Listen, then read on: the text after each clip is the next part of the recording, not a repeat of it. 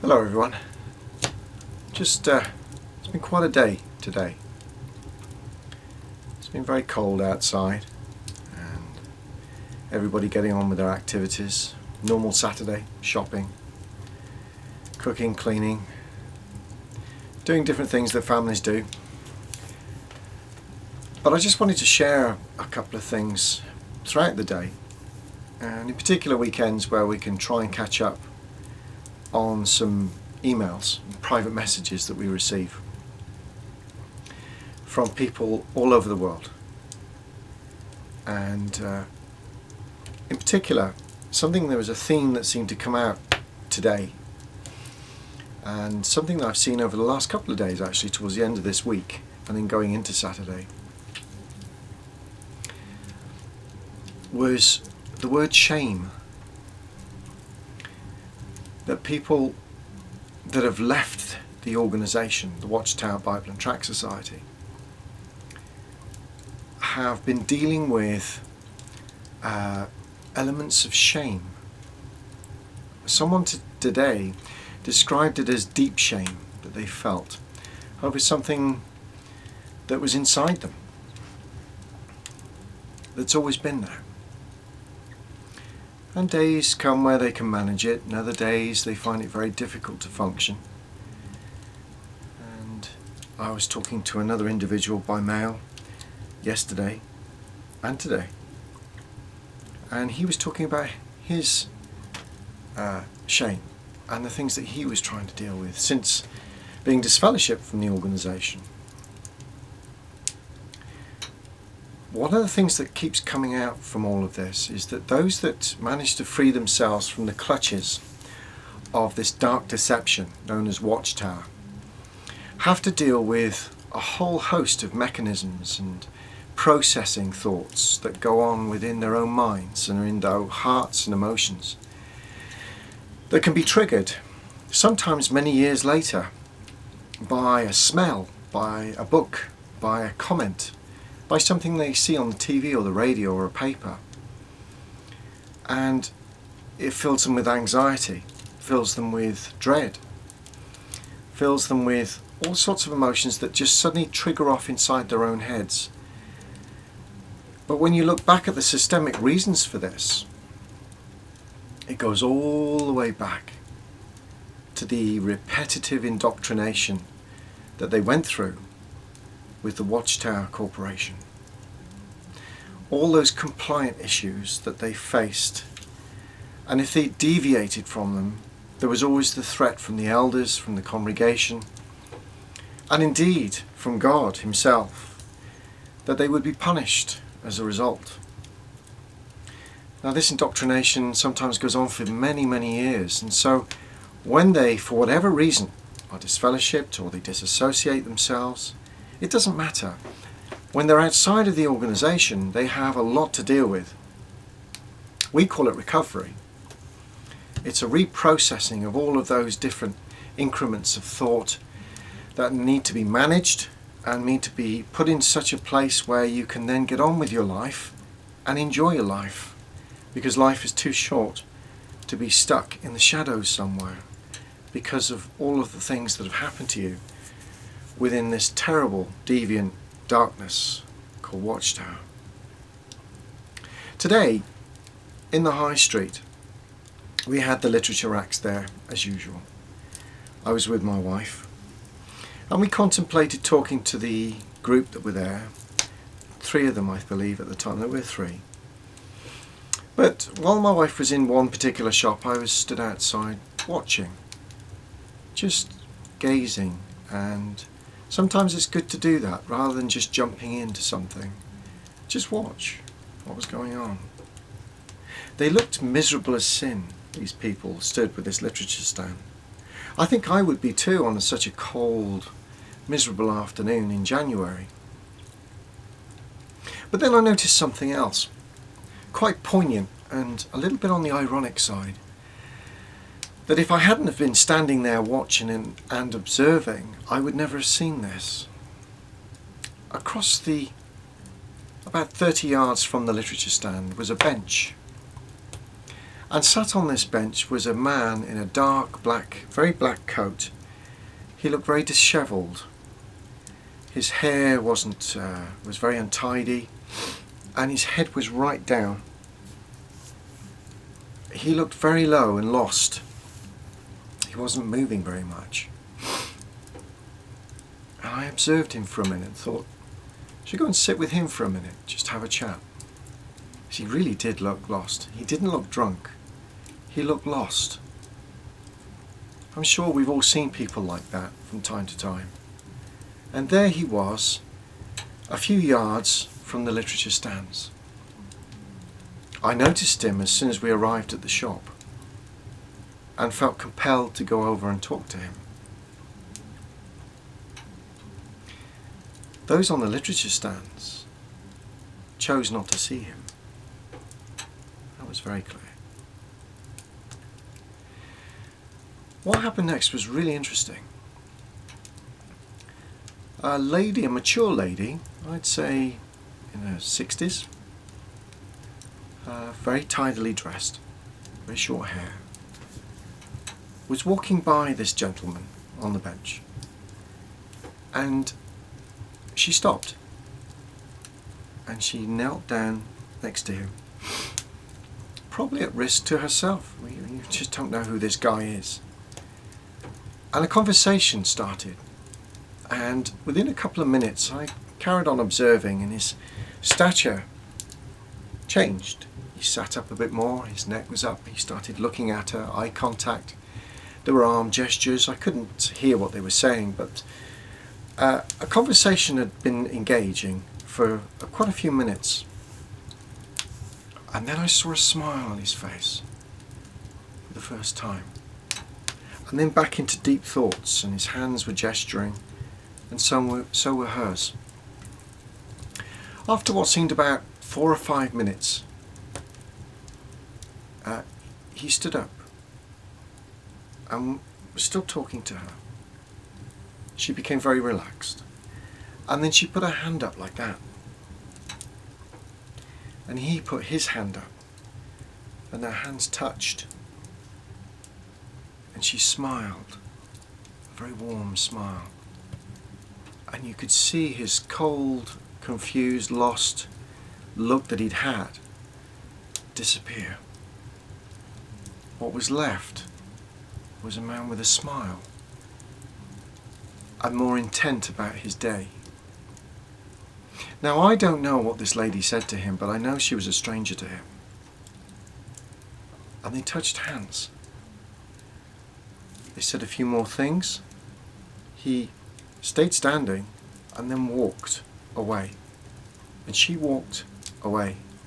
Both in parallel down the street, and they crossed away from each other. They never looked at each other again.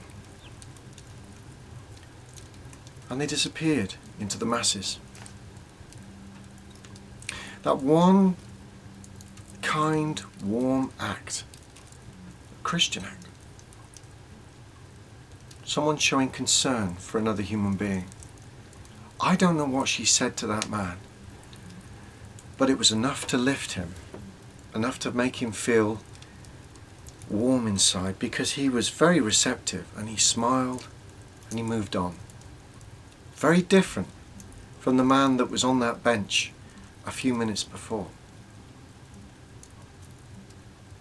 There was more giving and more warmth and more love in that one act than I would anticipate that you would see in a month of Sundays with that literature rack standing there with those miserable people who don't want to be there, but feel they are afforded to do this because this is the way God wants them to work. That's my observation on that.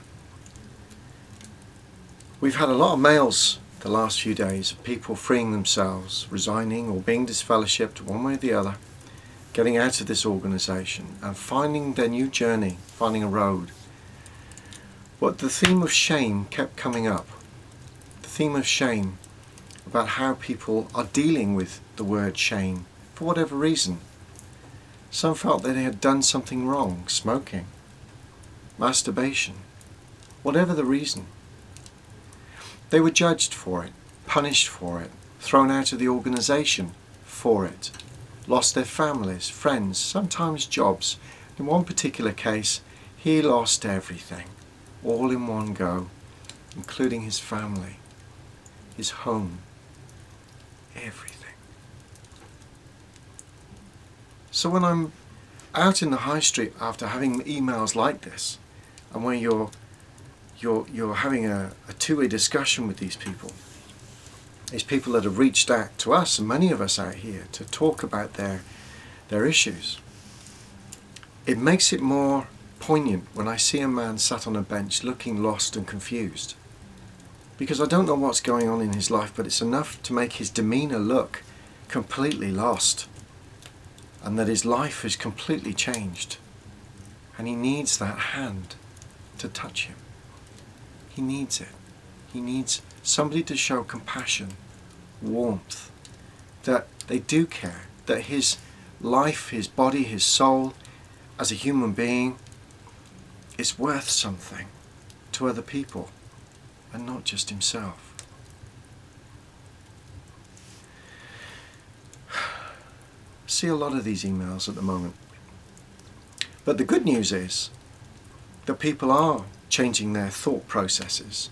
They are redesigning the way that they use the mechanism of thought to fight it, to come out of this stuff, and realize that they are no longer going to be slaves to jw.org, aka Watchtower. No, no more. They've had enough, and they're getting out. And what's more, many of them are now joining the social networking sites. They are joining groups. They are getting together.